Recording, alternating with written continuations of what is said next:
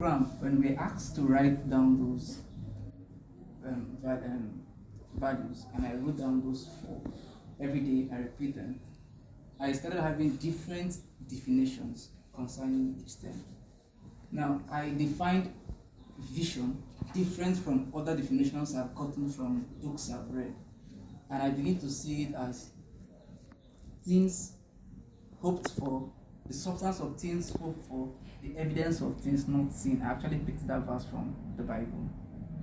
At the course of doing this, somehow I started relating with the people I love, which are not alive. People like Einstein. I can give a vivid example. It happens as if it's real. I was just thinking, how did this guy do this thing? There was no this, then he did this thing.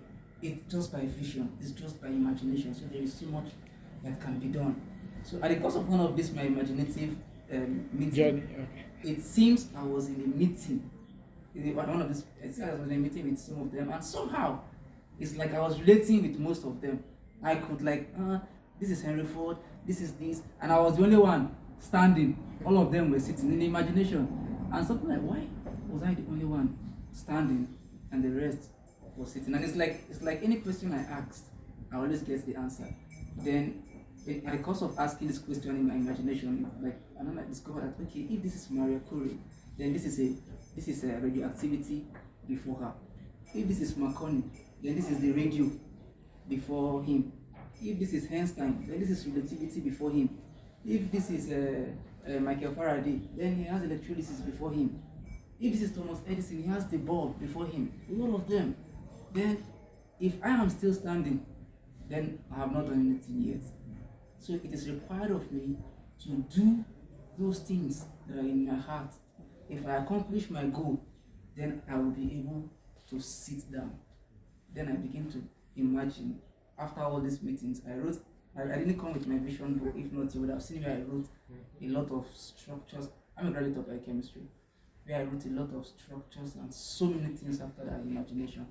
Then I found that of a truth, there are deep treasures inside of me that I need to work out. There are potentials. There are so many things that if I don't bring out, it will be as if I have robbed the next generation. So I am still working on it. What I'm saying now, I have it penned down. I have written over 20 hypotheses after this program. I have written over 20 hypotheses, and by God's grace, things I am focused on that I will do. So the program has really, really impacted me. Before now, I was doing a lesson. I've been impacting students, organized lesson, back to focus, tutorials for students around. But I didn't take it very much serious.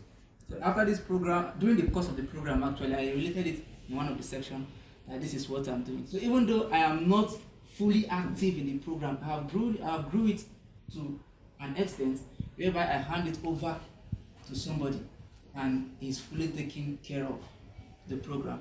It was at the course of one of these lessons that I found out that there is no single library from where I'm coming from. And our esteemed director has also promised to help, and I'm still working to meet some other prominent persons that at the fullness of time, that something will be established in the local governments from where I am coming from. So this is just like the beginning of this program. Just as she said, a tree from a seed. So if a tree is coming from a seed, that means every tree has potential of becoming a forest. So this program has started very little. By this little, it will grow up to become a very big program. I strongly believe. There is so much to say, but for the sake of our time, Thank you very much.